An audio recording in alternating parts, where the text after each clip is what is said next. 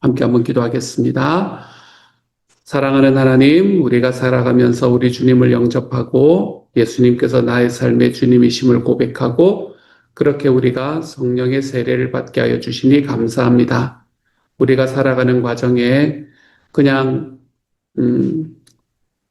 주님과 이렇게 성령이 내 안에 가득하게 채워지는 것이 일반적인 삶이 아니라 그냥 특별한 때만 있는 것이다 라고 생각하는 것이 아니라 하나님 우리가 성령 충만한 삶이 너무나 자연스러운 삶의 방향이다 라는 걸 깨닫게 해주시니 감사합니다.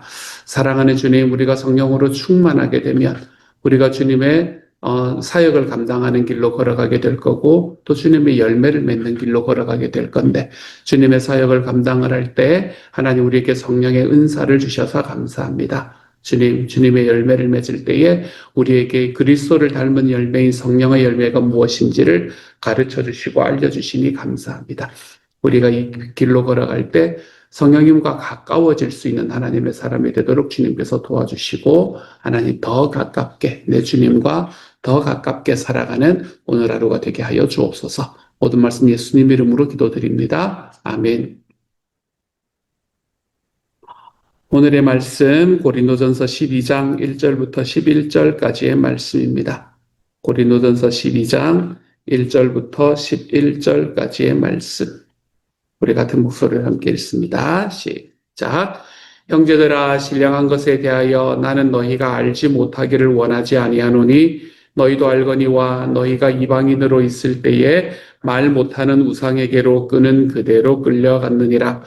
그러므로 내가 너희에게 알리노니 하나님의 영으로 말하는 자는 누구든지 예수를 저주할 자라 하지 아니하고 또 성령으로 아니하고는 누구든지 예수를 주시라 할 수 없느니라. 은사는 여러 가지나 성령은 같고 직분은 여러 가지나 주는 같으며 또 사역은 여러 가지나 모든 것을 모든 사람에게서 이루시는 하나님은 같으니 각 사람에게 성령을 나타내심은 유익하게 하려 하심이라. 어떤 사람에게는 성령으로 말미암아 지혜의 말씀을, 어떤 사람에게는 같은 성령을 따라 지식의 말씀을, 다른 사람에게는 같은 성령으로 믿음을, 어떤 사람에게는 한 성령으로 병 고치는 은사를, 어떤 사람에게는 능력 행함을, 어떤 사람에게는 예언함을, 어떤 사람에게는 영들 분별함을, 다른 사람에게는 각종 방언 말함을, 어떤 사람에게는 방언들 통역함을 주시나니 이 모든 일은 같은 한 성령이 행하사 그의 뜻대로 각 사람에게 나누어 주시는 것이니라. 아멘. 사도 바울이 먹는 것에 관해서 꽤 오랫동안 이야기하지 않았습니까? 그렇죠? 먹는 것에 관해서 오랫동안 이야기를 하고 난 다음에 또 다른 이슈에 대해서 이제 이야기를 합니다. 이 고린도전서는 계속 이슈와 이슈가 연결된다라는 걸 여러분 좀 느껴지시나 모르겠어요. 그 전체적인 어떤 큰 그림이 있는 그런 이야기가 아니라 고린도 교회에서 질문하는 그 질문들에 대한 대답을 이야기를 해주고 있는 거다라는 게 눈에 좀 보이셨으면 좋겠습니다. 오늘의 말씀에 또 한 가지 이제 이슈를 시작하는 문제에 대해서 권면하기 시작하는데 그게 바로 신령한 것이라는 문제에 관해서 이야기를 하고 있습니다. 그래서 오늘 사도 바울은 첫 시작을 뭐라고 이야기하나 하면 아예 형제들아 신령한 것에 대하여 나는 너희가 알지 못하기를 원하지 아니한다라고 이야기하면서 이 문제에 관한 이슈를 이제 이야기를 하기 시작을 합니다. 신령한 것이라는 것은 성령님께서 주신 선물, 요걸 이야기를 하는데 좀 어려운 말이지만 우리가 너무나 그동안에 편하게 써왔기에 대체 불가능한 단어로 표현을 하자면 성령의 은사라고 표현을 할 수 있겠죠. 성령의 은사에 관한 이야기를 하고 있는 겁니다. 아마 고린도 교인들이 성령의 은사에 대해서 오해하고 있는 것들이 대단히 많았던 것 같아요. 그래서 그것에 관한 설명을 우리에게 해주고 있습니다. 바울은 성령이 어떤 분이고 성령의 은사가 무엇이냐라는 걸 구체적으로 이야기하기 전에 그들의 이전 모습을 먼저 지금의 모습과 대비하는 것으로부터 시작합니다. 그들은 예수님을 믿기 전에는 우상에게로 끌려다니던 사람이었다라고 이야기를 하네요. 여기서 우상에게 끌려다녔다라는 것은 요즘 우리가 생각하는 나라는 우상에 끌려다닌다라는 것하고는 조금 다른 이야기입니다. 이때 당시에 우상에 끌려다녔다라는 것은 그때는 실제로 이제 섬기던 우상이 굉장히 많이 있었거든요. 그렇기 때문에 자신의 지성과 자기 이성을 사용하기보다는 무아지경에 빠져서 우상에게 쫓아다닌 이제 그런 모습을 이야기를 하고 있습니다. 그렇게 무아지경의 상태에서 무슨 이야기를 하게 될 때 이제 그런 상태에서 나타나는 이야기가 방언과 구분이 되기가 어려운 경우도 존재했을 거예요. 그래서 이제 사람들에게 질문이 생기기 시작을 했던 것 같습니다. 성령님이 주신 은사는 도대체 어떤 거냐? 우리가 지금 하고 있는 것, 우리가 지금 우리 주변에서 보는 것과 같으냐, 다르냐? 이제 이런 이야기들이 그들에게 펼쳐지기 시작을 했던 것 같아요. 그래서 사도 바울은 그 사람이 성령을 받았는가, 성령님을 받았는가 아닌가라는 것에 대한 시금석이 무엇이냐 하면 그 사람이 어떤 행위를 하고 어떤 말을 하느냐라는 것이 아니고 예수님께 대해서 뭐라고 하는지를 알면 된다. 이렇게 말하기 시작을 합니다. 여기서부터 우리는 성령님의 은사인가 아닌가를 구분할 수 있게 된다라고 말합니다. 그 사람이 아무리 뭔가 신비한 이야기들을 많이 한다고 하더라도 그 사람이 만약에 예수님을 저주할 자로 비난한다면 어떤 방법으로든 예수님을 모욕하는 자리에 서 있다면 그 사람은 당연히 성령님의 은사를 받은 사람이 아니다. 이렇게 말하고 있는 거예요. 지금 비교 대상이 뭔가 하면 우상을 숭배하는 사람과 비교 대상을 놓고 있잖아요. 그렇죠? 그러니까 그 우상 숭배를 하면서 그곳에 가서 그 무아지경, 그 황홀경에 빠져서 무언가 하는 이야기가 방언과 비슷하다라는 지금 이것을 가지고 사실은 이야기를 하고 있는 부분이거든요. 그래서 그렇게 살아갈 때 아무리 그 모습은 좀 비슷하다고 하더라도 그 사람이 행하고 있는 것은 당연히 예수를 믿을 분으로 예수님께서 주님이시라고 고백하지 않는 이야기이기 때문에 그 행위 자체가 우리에게 성령님의 은사라고 말할 수는 없다라고 이야기합니다. 이걸 반대로 이야기하면 어떻게 말할 수 있냐면 예수님을 주님이라고 고백한다면 그 사람은 성령님을 받은 사람이다. 이렇게 이야기할 수 있을 겁니다. 그러니까 아무리 뭔가가 일어난다고 하더라도 예수님을 주님이라고 고백하지 않은 사람은 성령님의 은사를 받은 게 아니다. 이 말은 딱 바꿔서 이야기하면 예수님을 주님이라고 고백하는 사람은 성령님을 받은 사람이다. 왜냐하면 성령님이 아니고서는 그걸 깊이 깨달을 수도 없고 예수님이 주님이라고 고백할 수도 없기 때문에 그렇습니다. 예수님을 주님으로 고백한다. 예수님이 하나님의 아들이시라는 것, 그분께서 나의 죄를 위해서 십자가에서 죽으시고 부활하셨다는 것, 이것을 믿는 것, 그것이 우리의 주임이심을 고백한다라는 이야기가 되는 거지. 오늘 첫 번째 바울의 이 메시지를 통해서 여러분에게 권고합니다. 사랑하는 여러분, 이렇게 주님을 진심으로 고백하며 살아갈 수 있는 하나님의 사람이 되어 가시기를 바랍니다. 우리의 삶에서 신앙생활이 길어지면 길어질수록 이것에 대한 감격들이 우리 안에서 점점 사라지게 되는 경우가 많습니다. 신앙이 점점 오래되면 오래될수록. 제가 여러 번 말씀드렸지만 제 마음의 애증으로 남아 계신 우리 김중곤 목사님, 한국 대학생 선교회 대표로 오랫동안 섬기셨던 김중곤 목사님, 그분에게서 제가 받았던 가장 큰 유산 하나는 무엇이었나 하면 그분의 나이가 70이 훌쩍 넘어가신 그 상황 속에 노구를 이끌고 주일날 채플에 서셔서 설교를 하실 때 십자가라는 단어를 이야기를 할 때마다 우시던 그 목사님의 모습은 제 삶 속에 물론 그분에 대한 애정은 제 마음속에 있지만 공과 과는 가려야 된다고 생각하지만 그 모습 자체는 제 삶에 얼마나 큰 은혜로 남아있는지 모릅니다. 우리가 나이가 들면 들수록 예수를 믿는 기간이 길어지면 길어질수록 교회 생활을 오래 하면 오래 할수록 우리 지역 사투리인데 교회 빠꼬미가 자꾸 되어가는 경우가 많습니다. 교회 빠꼬미. 이때는 이런 거야. 저 때는 저런 거야. 그동안 있었던 자기의 경험이 하나님의 은혜가 자기에게 찾아오는 것을 자꾸 막아내는 경우들이 생각보다 많습니다. 하지만 우리의 삶 속에서 내가 주님을 고백하는 것. 주님께서 나의 죄를 위해서 십자가에 죽어주셨고 그분이 부활해 주셨다. 그래서 내가 하나님 앞에서 용서받은 은혜가 내 삶 속에 가득하다. 이 사실이 저와 여러분의 삶을 딱 붙들고 살아가는 바로 그 자리에 서 있을 때에 우리는 하나님 앞에 성령님을 받은 사람이다 라고 이야기하며 살아갈 수 있게 될 겁니다.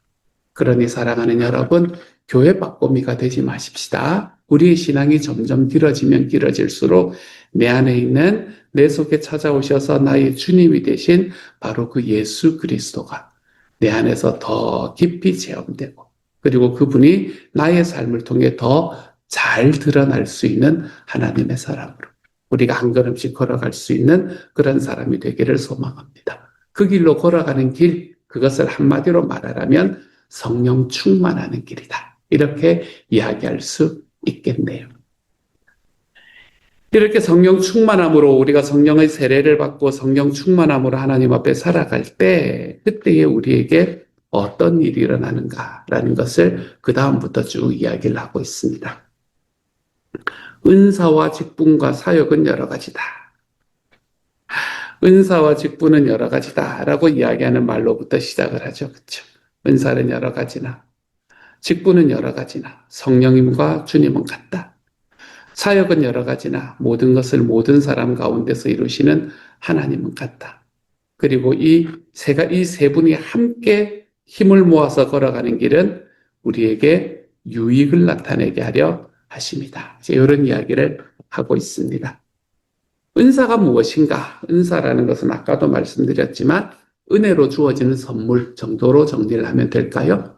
은사는 은혜로 주어지는 선물 정도가 되겠네요.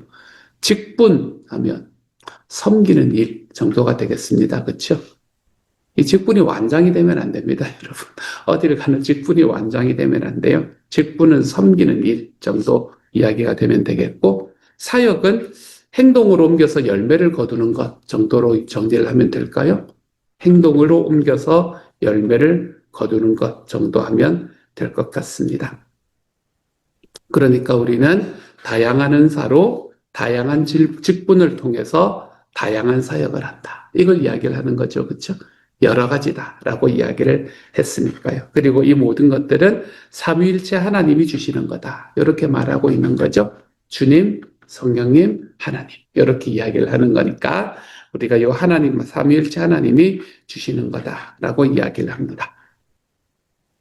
그리고 하나님은 성령을 받은 모든 사람에게 이 성령님의 은사를 베푸십니다. 성령님의 선물을 주십니다.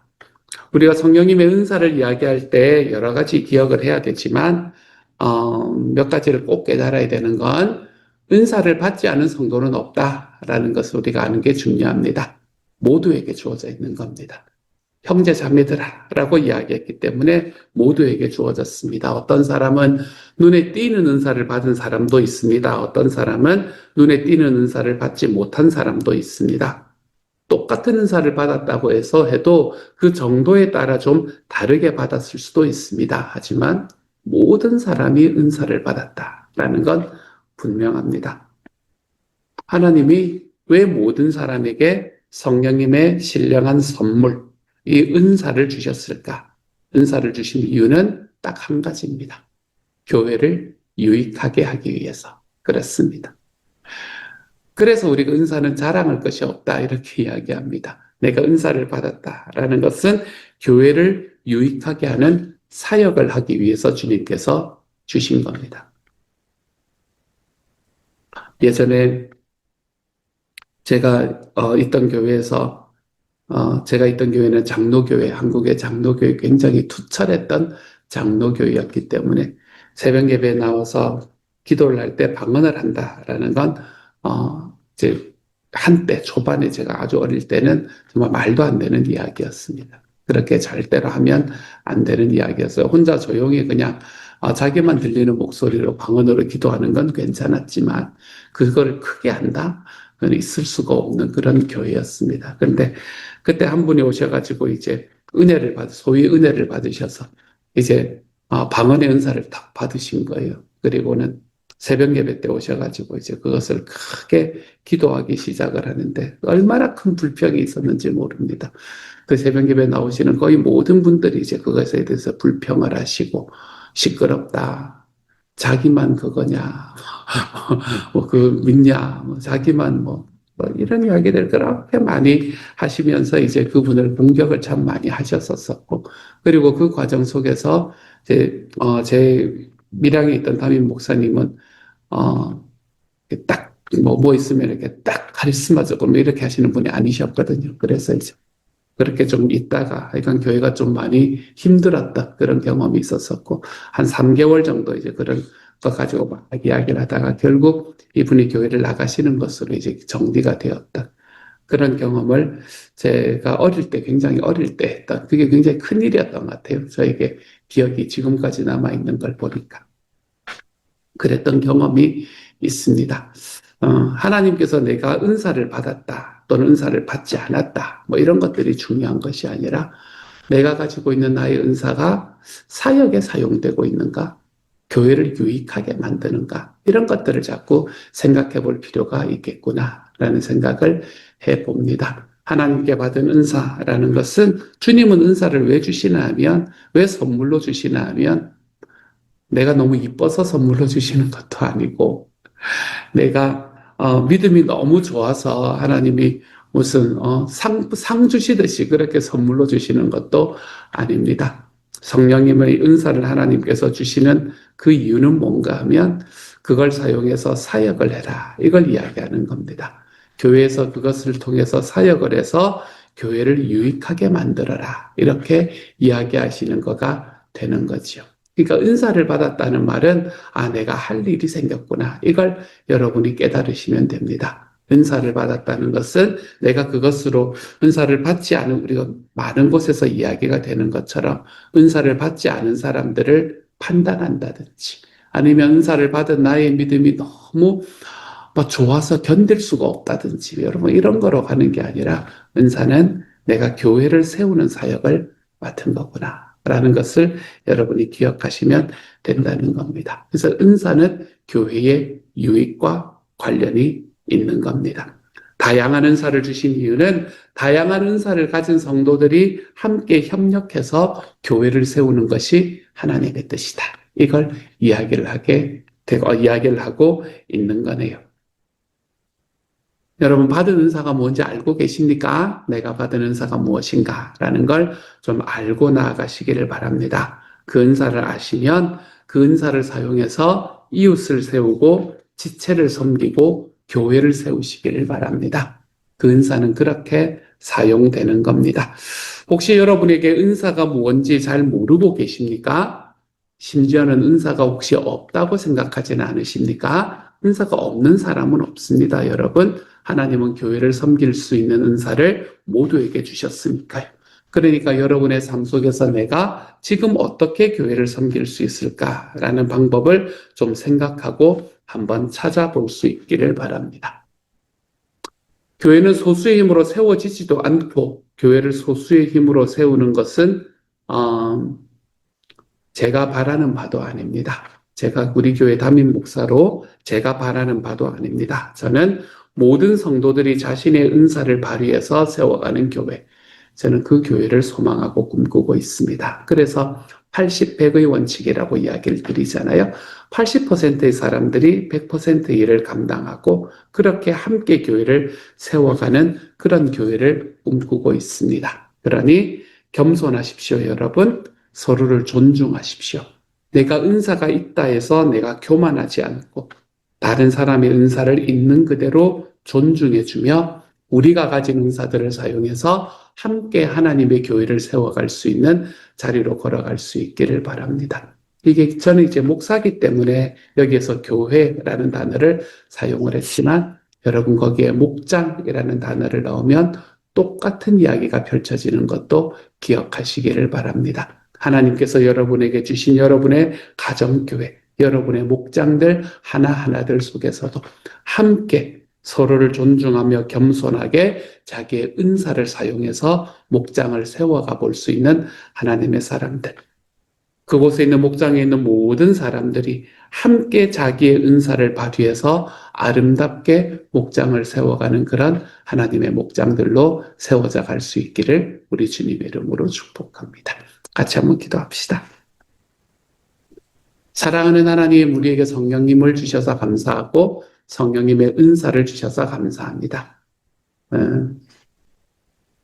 모든 그리스도인들이 받았다. 그러니 나도 받은 거니까.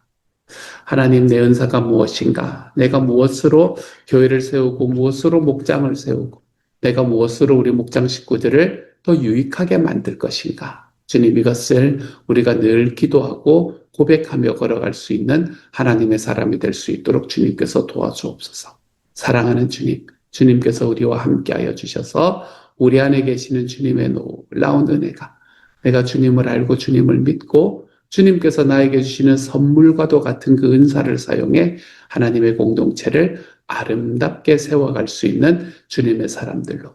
그래서 우리가 다양한 은사를 가진 사람들이 다양한 곳에서 다양한 방식으로 하나님 앞에 사역을 할 수 있는 그런 하나님의 교회, 하나님의 울타리가 되어갈 수 있도록 주님께서 도와 주옵소서. 모든 말씀 우리 주님 예수님 이름으로 기도드립니다. 아멘.